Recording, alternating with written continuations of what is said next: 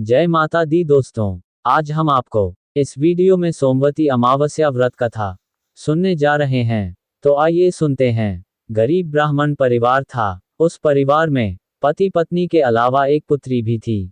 वह पुत्री धीरे धीरे बड़ी होने लगी। उस पुत्री में समय और बढ़ती उम्र के साथ सभी स्त्रियोचित गुणों का विकास हो रहा था। वह लड़की सुंदर, संस्कारवान एवं गुणवान थी, किंतु गरीब होने के कारण उसका विवाह नहीं हो पा रहा था। एक दिन उस ब्राह्मण के घर एक साधु महाराज पधारे। वो उस कन्या के सेवा भाव से काफी प्रसन्न हुए। कन्या को लंबी आयु का आशीर्वाद देते हुए साधु ने कहा कि इस कन्या के हथेली में विवाह योग्य रेखा नहीं है। तब ब्राह्मण दंपति ने साधु से उपाय पूछा कि कन्या ऐसा क्या करें कि उसके हाथ में विवाह योग बन जाए। साधु ने कुछ देर विचार करने के बाद अपनी अंतर्दृष्टि से ध्यान करके बताया कि कुछ दूरी पर एक गांव में सोना नाम की धोबिन जाति की एक महिला अपने बेटे और बहू के साथ रहती है, जो बहुत ही आचार विचार और संस्कार संपन्न तथा पतिपरायण है।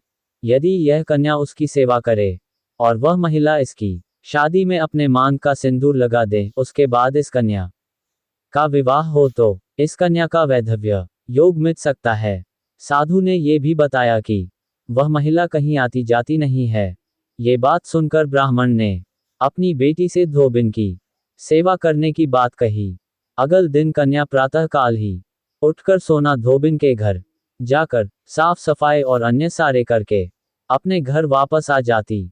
एक दिन सोना धोबिन अपनी बहू से पूछती है कि तुम तो सुबह ही उठकर सारे काम कर लेती हो और पता भी नहीं चलता। बहू ने कहा, माँ जी, मैंने तो सोचा कि आप ही सुबह उठकर सारे काम खुद ही खत्म कर लेती हैं। मैं तो देर से उठती हूँ। इस पर दोनों सास बहू निगरानी करने लगी कि कौन है जो सुबह ही घर का सारा काम करके चला जाता है। कई दिनों के बाद धोबिन ने देखा कि एक कन्या मुंह अंधेरे घर में आती है और सारे काम करने के बाद चली जाती है। जब वह जाने लगी तो सोना धोबिन उसके पैरों पर गिर पड़ी, पूछने लगी कि आप कौन है और इस तरह छुपकर मेरे घर की चाकरी क्यों करती हैं। तब कन्या ने साधु दोबारा कही गई सारी बात बताई। सोना धोबिन पति परायण थी, उसमें तेज था। वह तैयार हो गई। सोना धोबिन के पति थोड़ा अस्वस्थ थे। उसने अपनी बहू से अपने लौट आने तक घर पर ही रहने को कहा। सोना धोबिन ने जैसे ही अपने मांग का सिंदूर उस कन्या की मांग में लगाया, उसका पति मर गया। उसे इस बात का पता चल गया।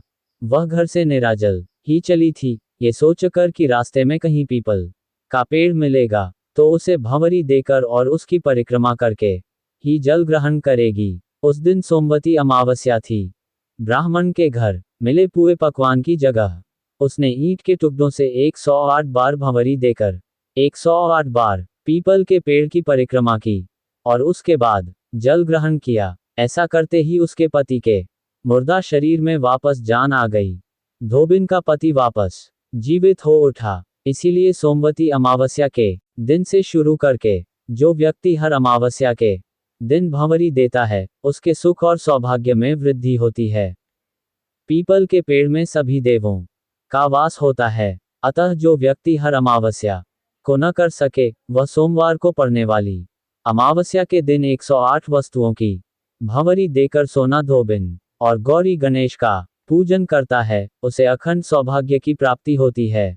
ऐसी प्रचलित परंपरा है कि पहली सोमवती अमावस्या के दिन धान, पान, हल्दी, सिंदूर और सुपारी की भंवरी दी जाती है। उसके बाद की सोमवती अमावस्या को अपने सामर्थ्य के हिसाब से फल, मिठाई, सुहाग सामग्री, खाने की सामग्री इत्यादि की भंवरी दी जाती है। और फिर भंवरी पर चाया गया सामान किसी सुपात्र ब्राह्मण, ननंद या भांजे को दिया जा सकता है। ये ध्यान रखें, ये भंवरी का सामान अपने गोत्र या अपने से निम्न गोत्र में दान नहीं देना चाहिए। दोस्तों, आज की वीडियो में इतना ही। मिलेंगे एक नई वीडियो के साथ।